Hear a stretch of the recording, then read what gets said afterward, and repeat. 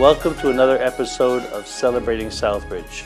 I'm your host, Town Manager Ron San Angelo, and I want to thank you for joining our show. Today's show is extremely important to me and really important to all the people who live here in Southbridge. But first, let me introduce my guest, our Police Chief Shane Woodson. Shane, thank you and welcome to the show. Thank you. Thanks for having me. Today's show is going to be about something that Shane, me, and you have been working on with a whole group of people, and that's the issue of Red Ribbon Week. Now, you may ask what Red Ribbon Week is. It's really what it is. It's a whole program that teaches people to stay away from illegal drug use or illegal substance abuse. It's going to be happening here in Southbridge from October 23rd to October 31st, and it really is all about drug awareness. Now, the reason I brought the police chief into this conversation is because he sees the end result of illegal substance abuse and addiction. So I wanted Shane to be here to talk with you a little bit about what kind of the end of this game is. I mean, it's a very dangerous process. People get involved in drugs, and it grows, and they get worse and worse as it goes on, and you kind of see it because your officers are out in the streets dealing with the problem. So first, why don't you talk about a little bit about substance abuse in general and how it impacts you, and then I'll talk more about the Red Ribbon theme. Well, first, the issues in our community, they're not unique to Southbridge. I feel it's important to point that out. Mm-hmm. It's a nationwide epidemic. In the 20-plus years that I've been in law enforcement, it seems to grow every year. Before, it used to be people, the homeless population, the indigent population, the poor, they were addicted to various narcotics, pills, etc. But now it impacts everybody. It could be your mother, your father, your brother, your sister, your neighbor. We're all touched by it in some way. Mm-hmm. We always say cancer. Everybody we know is touched by cancer. Well, it's to that point now in 2016 where everybody's touched by a drug addict or an alcoholic or somebody who's addicted to some kind of pills. Right. As far as a police department standpoint, our numbers every year seem to be rising. That's not a good thing. Again, not unique to the Southbridge Police Department or the people that live in our community. It's pretty much a nationwide issue where all police departments are seeing a dramatic spike. So I want to talk about why it is. We heard the problem. The problem is that more and more people are getting addicted to illegal substances. So I want to tie that into what Red Ribbon Week is. And I'm going to do something I don't usually do on the show. I'm going to read a little bit. Sure. And I want to get it very, very clear. What is Red Ribbon Week? It's an ideal way for people and communities to unite and take a visible stand against drugs. Show your personal commitment to a drug-free lifestyle through the symbol of red ribbon. Now, the town is participating in this national program, and if you want to learn more about it, go to Red Ribbon Week campaign right on the internet. Just plug that into your browser, and it'll take you directly to this national campaign to help educate everyone about the dangers of drug abuse. Now, we're going to do a lot of things here in town, and me and you have been working, and we'll talk about first one of the things we already did. We developed, working with the Massachusetts Clearinghouse, brochures and a display of all kinds of information that citizens can get to teach you a little bit about the problem, tells you what you do if you have a family member that is involved in addiction. And it's basically getting information out to the public as to how to deal with this issue. So, Chief, I know that you put a display case in front of in your lobby in there. Correct. Why did you do that? Why is it important? Well, we tend to get a lot of traffic in our lobby. A lot of citizens come in and have questions. We often see parents who come in and have questions about their children who are addicted to various substances, everything from alcohol to heroin to prescription pills. A lot of times the parents or aunts, uncles, family members, they don't know where else to turn. So they come to the police department or fire department and they ask for information, and a lot of our people, patrol officers, sometimes have issues with giving them the accurate information, accurate contact numbers. So I thought it was a great idea that the town manager and his committee had put these in visible locations. I know the fire department has one. We obviously have one. The library, I believe there's one here at the town hall. Gives people easy access. If people have easy access, they're more apt to use it. Yeah, Head Start also has one, so it's in Head Start, and it's going to be at the Southbridge High School. So right now, if you go to those locations, you can find a whole display of all kinds of information that can help you deal with this important issue. Now, Shane mentioned a committee. We have something called the Southbridge Drug and Alcohol Abuse Committee, and it's made up of important people throughout the town, people that are in positions of authority who can work together to try to help deal with this problem. So I want to tell you who the members of the Southbridge Drug and Alcohol Abuse Council are. Our Deputy Chief, Jose Dingy, is on the council, thanks to you. Yes. He represents the police department and brings in all kinds of information for the council. He's actually the chairman of the group, and basically what we do is we discuss educational issues, how to educate the public, how to deal with them on a criminal perspective, how to deal with the issue as treatment. So we have people involved in treatment. There's a host of different people who are involved. Mark Orris and Tom Gold, they're from Spectrum. As you know, in Spectrum here, it's a treatment center to help addicts get off of addiction. And they work together, and I'm trying to think of the name of the stuff that they treat people with. Do you remember the... Yeah, methadone. Methadone, right. That's what it is. Methadone, and it helps people, takes people off of the more dangerous heroin addiction and puts them on methadone, which is not as dangerous to them. There's no chance of overdose, and basically it's kind of a way to wean them off of these important, or these very, very dangerous drugs. Kristen Auclair, who is one of our town councilors, she's on the committee representing the town council. She has a very strong interest in keeping particularly children off of drugs, so she's on the board. Evelyn Velez, co-director of Head Start, obviously dealing with children every day. She's another person who has strong feelings about trying to prevent children from getting involved in drugs. David Morgan, Vice President, Executive Director, Executive Director of Harrington Hospital. So Harrington Hospital is working with us to try to do everything we can to educate people. And Chief, I know that Harrington Hospital has been an important player with you in trying to help people with treatment, right? Yeah, Harrington Hospital, they are a tremendous asset in our community. They do things that are behind the scenes that a lot of people don't know. They, as well as Spectrum House, I have to say, with a program that we started and with the town manager, you know, thanks to you and your support and the support of the town council, we'd started a program at our police department called the CARE program. And it's an acronym, Community Assisted Recovery for Everyone. And basically what that does is it mirrors some other programs around the country where if a person addicted to an opiate, a heroin, or pill addiction, they can present in our lobby if they need help, and we're going to find them the help and the resources. It's important to say that we could not have done this or even offered this type of service without the help of Harrington, without the help of Spectrum. They, again, I don't want to repeat myself, but they are both a tremendous asset to our community. They are helping us to help people who want to get help. The key to the program is, and as you know, Mr. Town Manager, is they have to want the help, they have to volunteer. They have to be committed to come in. We can't keep them in our program. We can't force them to come into our police department. If they show up there, if they have drugs on them, we will help them. We'll take possession of them. We'll destroy the narcotics, whether it's pills, whether it's packaged heroin or needles, anything like that. They won't be arrested. There's a couple of criteria that they have to meet. But if they come in and they're addicted to drugs or narcotics, they will get help. We'll either find them a bed with the use of Harrington Hospital. We'll get them treatment with Spectrum House that day or the next day, and they just have a tremendous staff of people, as well as my staff. I'd be remiss if I didn't mention our police officers. You know, my philosophy coming up through the ranks, we're hard on crime and we treated things a certain way, but over the years we've changed the culture of law enforcement because what we were doing wasn't working. And I believe our program, along with this campaign, is going to help educate a lot of the people in the community. Yeah, so it goes to show the different organizations involved in this effort to educate the public. The Harrington Hospital and Spectrum House and the police department. We're also working with Nikki Murphy, who's the Director of Social and Emotional Learning in our school system. So Nikki's been a great asset. She obviously works with all the children's school system.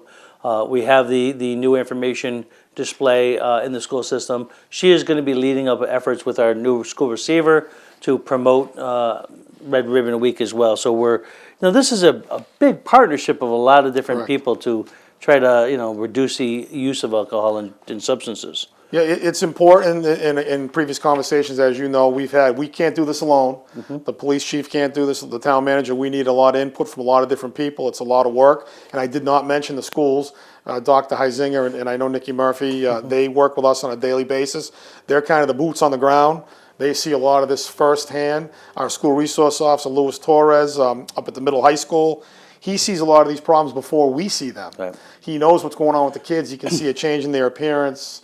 Maybe their attendance is starting to dip, their grades are starting to dip, and there's certain factors, red flags, so to speak, that maybe our school resource officer or a teacher or some of the educational staff will recognize before we do. So they can intervene before it turns into a bigger problem. And that's great, because the earlier you can deal with a drug addiction problem, the better you're going to be. If you wait too long and they become severely addicted and they get stronger and stronger, it's harder to break them of that habit. So early, involvement is going to pay huge dividends if you can, get at it before it becomes a major problem. Is that correct, Chief? No, absolutely. The longer that it goes on and the longer that they kind of keep it hidden in the background and they don't want to mention it, because there used to be this big taboo or this scarlet letter where if you had a child that was addicted to some kind of substance, it was just a terrible thing, and people would look at you and it'd be a stigma attached to it.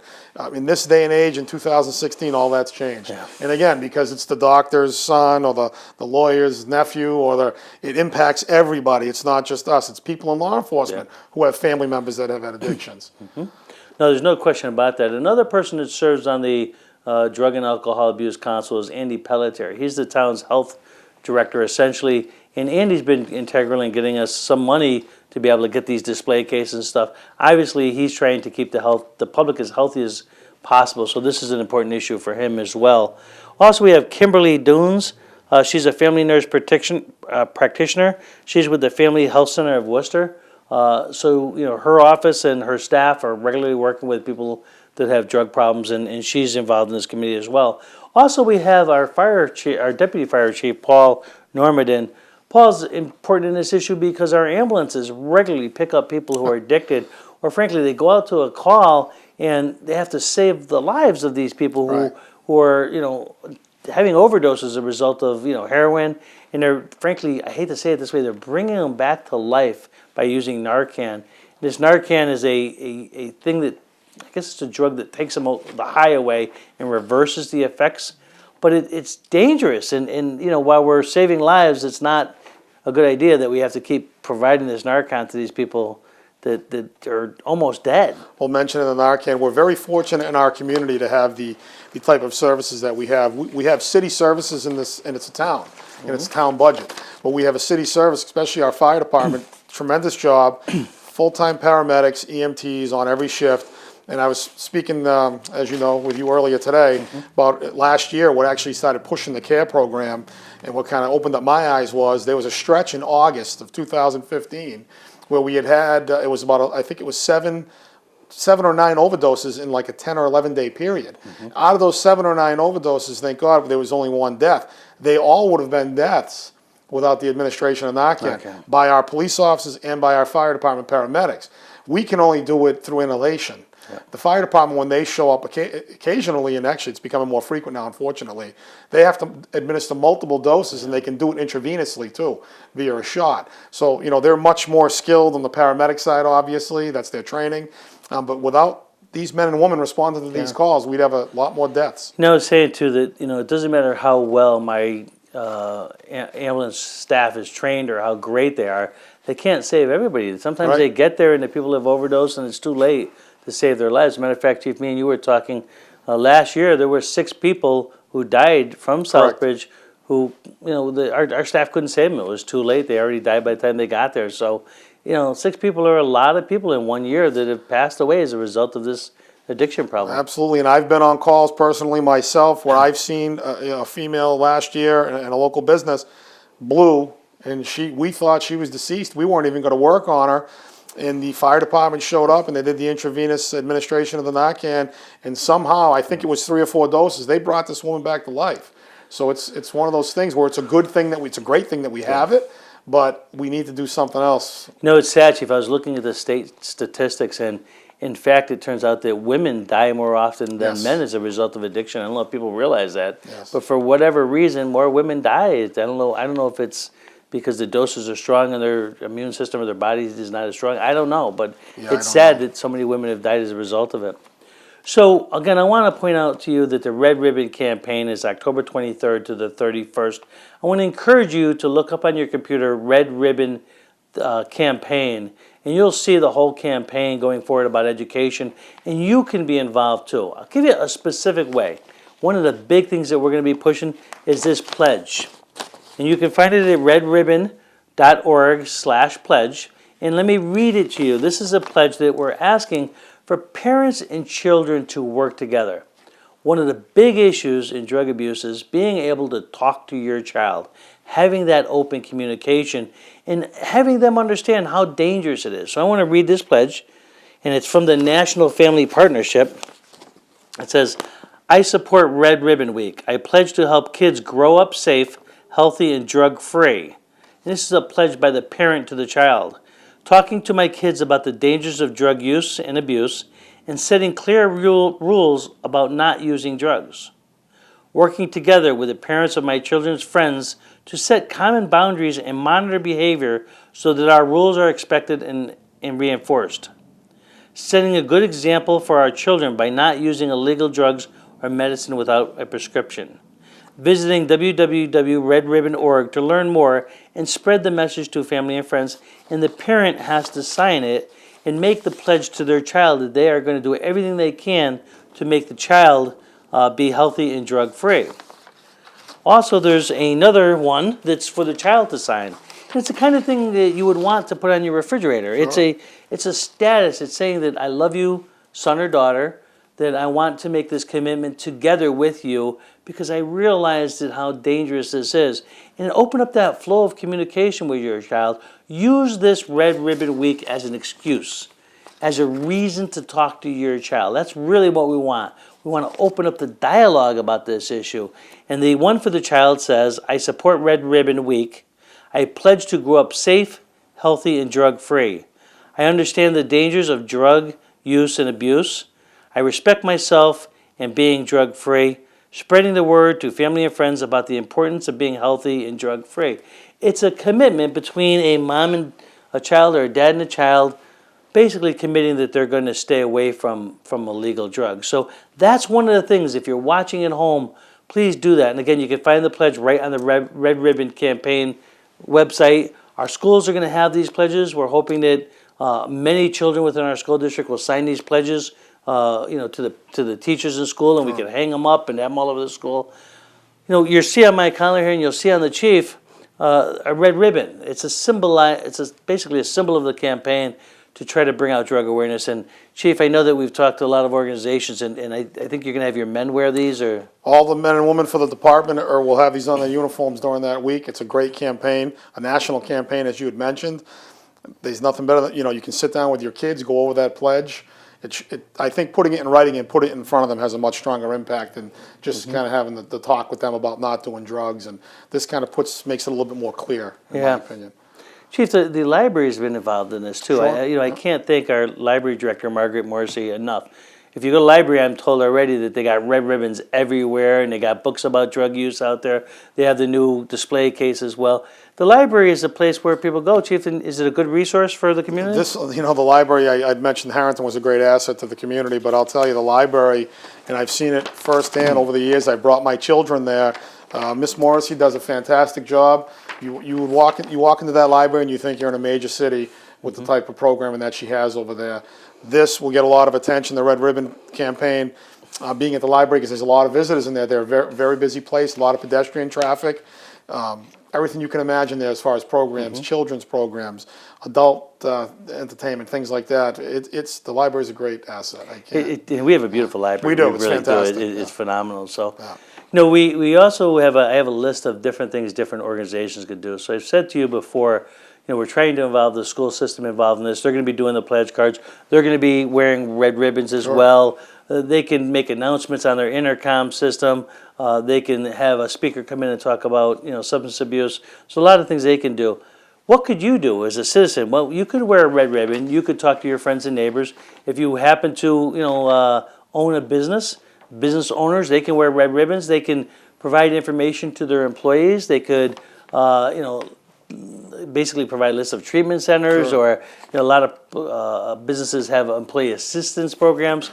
They can have things during that week to help educate their employees, right? Sure. So there's a lot of different things. I know Harrington Hospital, they can put information about, I think they're going to do the red ribbons, but they're going to have information about this whole program and what people can do to stay away from drugs and alcohol. Government, obviously, our town hall was going to have all our employees in town hall are going to have red ribbons. The fire department people are going to have red ribbons. We're going to have basically pledges on the walls we're going to hang up too. So there's a lot of things that we need your help in, because the more people we get involved, the better it is, right, Chief? Get the word out, absolutely. We'll have promotions or whatever, I can't think of the word, to put it on our Facebook page. Our department Facebook page has a tremendous following. We're going to have all the information for this campaign on that page the entire week, and possibly even the week before. So, Yeah, another organization, if you're out there and you go to church, I would encourage you. I've already sent out a notice or a letter to all of our faith-based leaders in town, priests, pastors, whatever it may be, asking them to discuss this issue during the sermons during the week of October 23rd to the 31st. Let the message come from the churches too. I mean, they are so much in saving your spiritual life, but also there's a huge physical part of this. Sure. And the churches, I would ask them to, just take a few minutes. Do a little bit about your sermon about, how drugs and alcohol affect your parishioners. Maybe have a prayer for the men and women and children that have died as a result of drug abuse. I know that, frankly, you have to pray for too many people that we've lost in our country and our state and Right. sadly in our own local municipality, right? Our small community, it's a bad thing because you kind of know everybody, and when someone dies, it usually impacts, when it's a tragic death, sudden death, unexpected death, it impacts a lot of people because we know these people. We grew up with them, we were raised with them, we went to school with them, we had our first jobs with them, we played high school sports with them. It's just one of those things where it has a heck of an impact on a lot of people. It's sad. In the old days when I was a kid, there were certain kids that were involved in the drug culture, but it seemed very few, and they were kind of grouped, and they were like the bad kids, you know? And the group of kids that were in the sports and stuff, they weren't as involved in it. But today, drug use is part of our culture, and it doesn't matter if you're poor or wealthy, you're on the football team, baseball team, it's everywhere. Well, we had kids, and it was a little bit different too. Even when I was a kid, it was an alcohol thing where you'd have a beer. You'd take a beer from your parents' fridge, and then even the marijuana that was grown in the backyard or that type of thing. The stuff the kids are using now, the synthetic marijuana, it's a lot stronger than it's not your granddad's marijuana, or it's just a different world we're living in now. In the heroin and the coke, that type of substance was unheard of when I was a kid. And now it seems like it's more commonplace, and it's strange if you're not doing it. I laugh because there's a lot of confusion, and I try to talk to parents all the time. When we were kids back 30 years ago, marijuana was just marijuana. But today's marijuana is laced with all kinds of chemicals. It's about 100 times stronger than the stuff you might be familiar with when you were a kid. And just because it wasn't dangerous when you were a kid, it doesn't mean it's not dangerous now. It's not the same thing. We have a tendency to compare what we're used to what today's world is. And it's different. In that case, it's completely different. So, and then you read about the medical marijuana. Marijuana sounds like it's a healthy thing now. The marijuana you're hearing that's medical marijuana or clean marijuana or it's inspected by the state, that's one thing. The marijuana on the streets is a different animal entirely. Even the marijuana now, and not to get into my political views, but I'm against the legalization of marijuana because I know a lot of the states, or 2-3 of the states in the country that have legalized it completely. From a law enforcement perspective, they have had a tremendous spike in calls for services, accidents, fatalities, motor vehicle fatalities as a result of operating under the influence of marijuana. Again, it's not the joint that's grown in the garden. Not that that was good then, but now it's more. It's spiked. It's laced. It's synthetic. It's it's these kids that eat these gummy bear marijuana or gummy bears. When you're a kid, you eat 10 or 12. But the dosage for that medical marijuana in a candy form or a brownie form would be like a half a brownie or 1 or 2 gummy bears. If I'm a kid, I'm 15, 16 years old, you're taking a handful. And it's a much stronger dose, and it creates a lot of problems. This whole legalization, I'm with you. I'm completely against it. It's just such a horrendous message to people that this is somehow a good thing. It's not a good thing, and it's sad that too many states are going on this road. Well, the advocates will say that it's no one's ever died from marijuana use. Well, I would argue that. No one's ever got addicted to marijuana. Well, I would argue that. If you wake up every morning and you smoke marijuana, that's not an addiction, and then you've done it for the last 10 years. So I don't know how. And you can't function at a high capacity without it. So how is that not an addiction? But again, Chief, I'm totally with you. And, I've had experience where I've known friends and family members that have died as a result of this. And it's so sad because the way I see it in the world I've lived in, I see young people just starting to kind of get involved in drugs and trying it. Sure. When they're frankly as low as the 8th grade, 7th, 8th grade, and then they get to high school and they're trying it more and they're getting more and more experimenting. And then they get into college and it gets worse. They start getting more and more addicted, and now it's really, really strong. Right. They're having problems. They're starting to destroy their lives.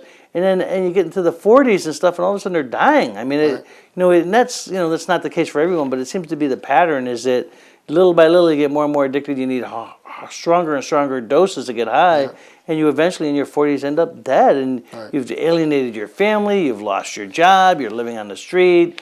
you're eating anything you can find. I mean, it's a bizarre world. But I've seen it with my friends and family Yes, so members. have I've I. seen it Yep. happen, and I think most people have now seen it happen. Well, addiction is, and we've been preaching this through the use of our care program. It's a disease, and we need to start treating it like that. And that's the direction that law enforcement around the country is moving in. I didn't create this. We were stealing other police departments' ideas is what we were doing. Because I thought it was a good idea. I thought it was great for our community. And when we had the buy-in from the council, we had the buy-in from you, and it was great to move forward with it. But it's a disease now, and we need to treat it like that. I got to tell you, I really appreciate the Southbridge Police Department's dealing with this issue because we have plenty of addicts in jail that are costing us a fortune just to keep them in jail and warehousing people, and this is a disease. And your process of trying to treat it first and get these people the help they need before they end up in jail, I think is just great. I think it's a real. It says a lot about our department. It says they care more about people than they do about arrests, and that's really what we want. Well, it's important to note, too, we're not, this position, and I've kind of, in the beginning when I first rolled out the program, and we did as a team, it's not soft on crime. If you come into our building and need help and you're a drug trafficker, and you have 4 convictions on your record of trafficking in marijuana or cocaine or whatever it may be, or possession with intent, this isn't what we're helping. This isn't about letting drug dealers walk free. It's about helping their clientele, the people who are actually addicted to the product. That's what this program's all about. So kind of want to rehash really quickly. First, again, I keep saying this, and I want you to look. I want you to take a look at Red Ribbon Campaign. Put it into your browser on your computer and learn more about this. There's downloadables there where you can download the pledge for your children. You can download a pamphlet of activities that you can do that would promote drug awareness. And there's just so many different things you can do if you're in the classroom or if you're a pastor or priest. You can do certain things. If you're a business leader, you can present information to your employees. Just if you're a retailer, you can wear the red ribbons to get the message out. There's just so much that can be done. And again, I'd ask you to do that. You can wear red. I know that a lot of our employees are going to be wearing red during that week to kind of emphasize the whole issue. More we can educate kids, the less drugs we think they'll do, right? The more we can avoid that addiction problem. Well, absolutely, and I encourage anybody who's watching, come down to the police department, check out the new the display rack that we have. All this information's there. If you didn't pick it up during our show, more than welcome to come down. Visit our Facebook page within the next couple of days. We're going to forward it all to the town manager to put on his town Facebook page, so you'll have access to the information. You're seeing posts every day on my Facebook page. I put one in today. The theme is they call it YOLO. What is YOLO? I guess I'm getting old. You only live once. Yeah, you only live once. But I was like, what is YOLO? You only live once, and that's true. You do only live once, and you want your life to be as productive as it can be, and drugs stop that. Absolutely. They just bring disaster to your life, and so many people have lost their jobs and lost their homes and lost their relationships with spouses, and God, it just goes on and on. The disasters causing it seems it's getting worse and worse every year. So yeah, we have a member of our program. He's a recovery coach now. He hasn't used in a couple of years, but he was a Charlton, a Shepherd Hill product, high school kid, very good athlete. Got a scholarship to play Division I soccer. I won't mention the name of the college. Big university down south. He ended up going there for 1 year, and he washed out from a heroin addiction. Yeah. He was homeless at one point. Here's a kid that had everything, had the whole world in front of him. 18-year-old, very, very good soccer player. All his education paid for, and he threw it all away because of an opiate dependence. Now he's trying to give back. He's trying to help us.